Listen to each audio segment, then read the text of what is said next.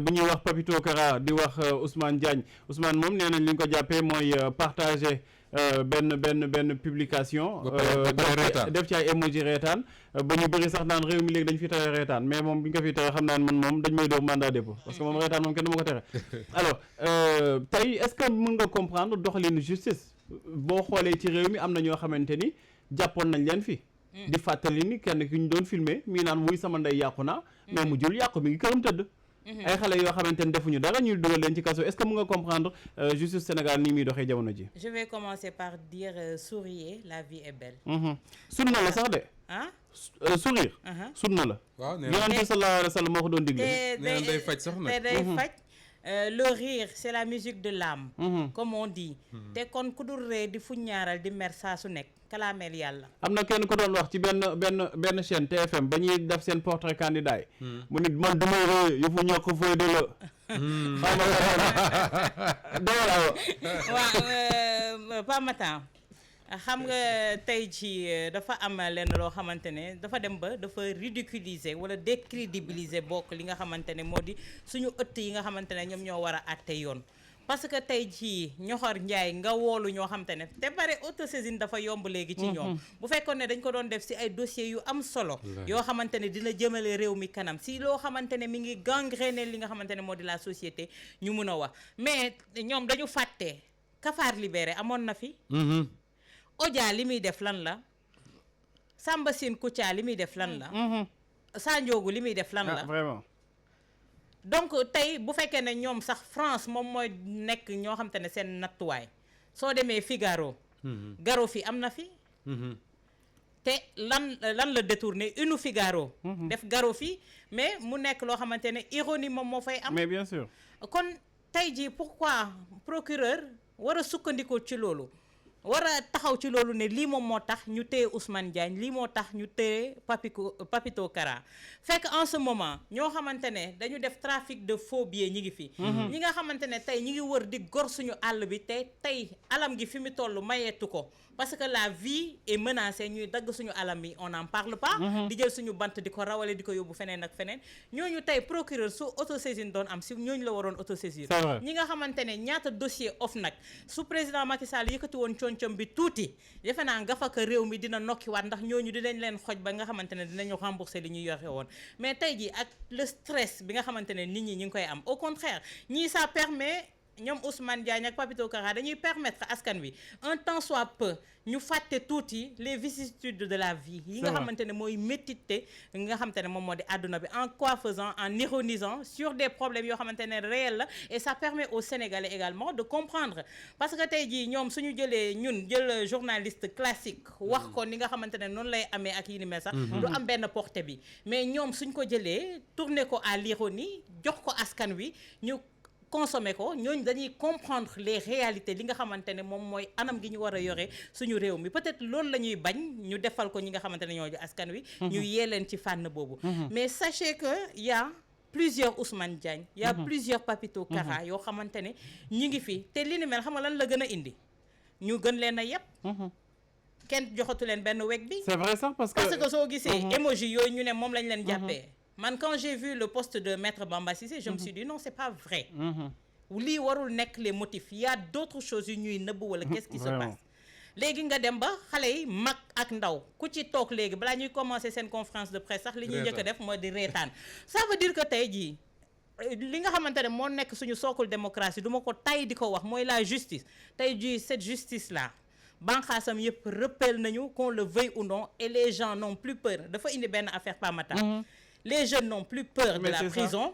les jeunes n'ont plus peur de la justice les jeunes n'ont plus peur des forces de défense et de sécurité te loolu yëpp su demee nag ba mythe boobu tombé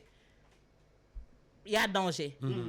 parce que léegi xale yi dugg prison génn ak naan ci ndox mi la ñu yemale au contraire dañu jàpp ne suñ ci duggee génn c'est kii de grandeur lay doon ci ñoom dañuy am aura dañuy am benn aura bi dafa leen di jox benn kii ne ñii ay martyr la ñi ngi xeexal seen réew ëllëg ak si bi suñu leen di tudd ci réew mi dinañ leen di tudd léegi loolu yëpp mu indi seen institution yooyu nga yëpp nga xamante ne tey jii moo waroon am benn xar kanam am mythe boobu nekkoon ci biir yooyu yëpp mu deñ kon on court à notre perte, comme je risque de le dire, quoi. Moustapha tey jii jàpp nañu xale yi c'est vrai mais terewul ñoom li ñu doon bañ mooy une détournée boobu mi ngi ko ne di wéy. tey la gën a bari sax. tey la gën a bari effectivement est-ce que kon quelque part lii Awa Diop di wax mooy que léegi dañu gën a ñeme sax ñi nga xamante mooy suñu autorités yi est-ce que loolu du dëgg. Pape man li ma la ci waxoon au début je crois que fii laa ko waxee woon. moo di ne man j'aurais préféré une démarche plus pédagogique. Absolument. Que xale yooyu ñu waxal leen ne par exemple. Faire une revue de presse dañ koy jàng am nuñ koy defee mënoo toog nu mu la neexee nga raconter lu la neex loo xam ne nekkul sax ci ay journaux muy benn ñiy détourné une yi mënoon nañ leen a woo même bu fekkee devant un enquêteur wala devant le procureur sax ne leen une yi ngeen di fawee ñi koy defar ay journée la ñuy passé pour di defar ab journal def ca la ci war a nekk comme information mu baax mu baaxul il faut les respecter bu ngeen d'accord ak ñoom il faut les respecter et les critiquer su ngeen d'accord ak ñoom il faut les encourager loolu mooy li nga xam ne mooy démarche bi gën a pédagogique mais léegi su fekkee da nga jël Papito Kara boobu def ci kaso parce que da doon def une revue de presse avec sa façon de le faire di nga gis yeneen booy yu bëree bëri di ko def di ko sànni ci TikTok yu mel noonu doo leen mënal dara beneen bi mooy tey ñu bëree bëri xamuñu woon kuy Papito Kara mais buñ déggee ne jàpp nañ ko dañu am curiosité wu dem xool lan lay doon def une yooyu nga doon wax bari nañu bari ñoo xam ne daanañ ko romb sax sur leur page Facebook. Man journaliste là il est arrivé plusieurs fois ma tombé sur ma page Facebook sur des choses comme ça mais ça n'attire même pas mon attention parce que je sais man faire la différence entre la une de l'Observateur bi nga xam ne sama ay confrères ñoo ko def ak une beneen l'Obs boo xam ne dañ ko def neen léegi jàpp nga ñooñu ñu bindoon l'Observateur léegi ñu di l'Observateur def ko Obs avec la même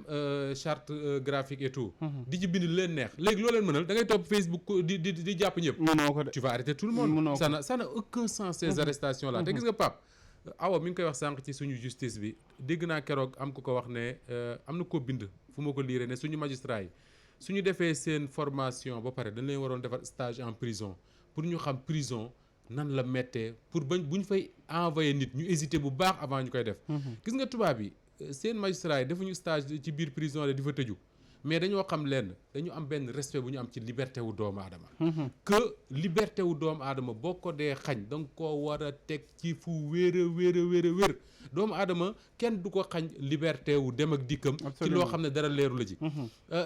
d'ailleurs de plus en plus da ngay gis en France del xool ci seen homme politique yi ñu bari li ñuy toppee suñu homme politique yii ñoom kun ko ci toppee dañ lay juge daf lay entendre inculpé la bàyyi la nga dem buñ la soxlaa woowe la soo ñëwee ñu àtte la am na ñoo xam ne dañuy continuer seen activité politique normalement mais fii il suffit nga xotti yëre Awa Diop Ndiaye soo demee duñ la wax sax ne waroo ko woon a xott dañ lay jël def ci kaso bi il y a plusieurs exemples comme ça yoo xam ne ay c'est vraiment à éviter donc pour man il faut que nos magistrats il faut que ñi nga xam ne ñoom ñoo am doole ci réew mi ñu delluwaat ci benn principe bu simple mooy doomu aadama boo koy xañ une seule heure wala une petite minute de sa liberté teg ko fu leer wala nga teg ko ci njort yu dëgër mooy li ñuy wax des présomptions yu dëgër mais fii da ngay gis koo xam ne yow bu ñu la waxee ne jàpp nañ ko yow li ngay njëkk a posé comme question mais attends kii qu'est-ce qu'il a fait la preuve bi ñu fi defee manifestation yi ñu jàppe woon ñoom Déthié Fall jàppaale 84 gosses c'est pas des gosses ay jeunes 84 yóbbu leen ñu ñëw taxaw ci àttekat bi procureur wax ba géex avocat yi wax ba géex àttekat bi taxaw ne leen bàyyi naa leen ngeen ñibbi seen kër amul lu ma leen di toppe c'est-à-dire que yéen toog ngeen fukki fan ak juróom ci prison mais deful leen dara su fekkoon sax état bi après day indemniser ñooñu nga xam mais ils ont perdu 15 jours de leur liberté pour rien du tout et ça je pense que c'est à éviter waaw Awa Diop tey jii boo xoolee ku mel ni Guy Marius Sagna mën nañ sax remonter dem ba ci Ousmane Sonko ñoom ñëpp tey jii mën nañ jàpp que ni régime président Macky Sall ñoo leen créé tey est-ce que nekkul di continuer ci même lancé boobu gis nañu aussi Déthié Fall nu mu ko radicaliser seen kaso bi ñuy yaakaar ni day xoxatal est-ce que kaso bi en réalité nekkul di tabax sax ay personnalités yu dëgg mais dafa am ñu doon wax ne le moyen le plus rapide d'accéder à la présidence c'est de passer par la prison Sidi Lamine daana ko wax defe naa ne tey jii kuy homme politique tu t'es préparé à ça et préparé nga itam ñi nga xamante ne ñoo di sa ñooñ moo di sa famille xam nga sénégalais dafa am lenn loo xamante ne pas matin ñun loolu la ñu baaxoo ñun bëgguñu ku ñuy néewal doole nit ñi solal la robu avocat te suñu gisee ne si dossier yaa ngi koy wax Ousmane Sonko ça a commencé par ça sa radiation loolu fudd dënn yi parce que la communication également ci sujet boobu ça avait porté mu yóbbu ko fi nga xamante ne tey foo la àgg tey jii jéego bu ñu teg jàpp ne dañ koy anéantir jéego boobu may leen mu gravir des échelons. Pareil pour Guy Marius Sagna. Guy Marius Sagna lan la def son seul tort c'est quoi de défendre le peuple sénégalais seen ak ak seen yelleef mu leen di éveil des consciences boobu Ousmane Sonko di def Guy Marius Sagna également di ko def ñeneen ñi ndaw di ko parachever également loolu la ñu bañ ci ndaw yooyu loolu seul tort c'était ça moo tax Ñoxor Njaay ñu jàppaleen tëj kaso dañu dem ba c'est devenu banal chez eux amatul loo xamante ne ñu ngi ko ji te li ci gën a neex ba neex ci Pamata moom moo di ne kaso mythe la woon il y avait le secret à l'intérieur mais tey jii détenu yi bi ñu commencé dégg ñi leen di kaasal mooy classe Guy Marius Sagna yi nga xam te ne dugg nañu génn xam li nekk ci biir kaso yi ni ñu leen di traité ñu génn solal leen robu avocat nekk ci mbedd mi di leen défendre pour ñu parfaire un peu entre guillemets li nga xamante ne moom moo am ci suñu ay prison yi te ba léegi mbir yi ñoŋagul loolu yëpp nag suñ ko xoolee war na xam nañ ne la solution c'est pas la prison parce que ñu bëri dañ jàppoon prison bi comme mythe mais nekkatul li nga xamante ne moom moo di mythe suñ ci génnee nag li nga xamante ne moom mooy am ci biir mooy yenn traitement yi dévalorisant yi ñuy def ci nit yenn xoxatal yi ñuy def à l'arrestation ak yooyu yëpp tey ji c'est devenu tellement banal que dootoo xamati ban explication nga ciy doxee soo demee sànq maa ngi koy wax ci réew ba nga xamante ne banqaas yi taxoon ñëpp am nit ñi benn warma bu ñuy jox yenn yi banqaas yooyu yëpp tey dañoo rëppeel kon tey ji comme je dis rek nit ñi dara safatu leen le mathéisme soo ko érigé en règle ñoom tamit maatay koy tontu mathéisme boobu sax yaakaar naa moom la waa ONAS office national de l'assainissement bu ma juumul moom nañuy mel ne moom nañuy doxal ci biir Ndakaaru Moustapha Diop yaakaar naa ni doxantu nga ci biir Ndakaaru gis nga foo dem mi ngi bouché mi ngi ndox mee ñu ball di dem mais bon gisuñu si benn solution te jéemuñu si dara en fait ONAS dafa mel ni dañuy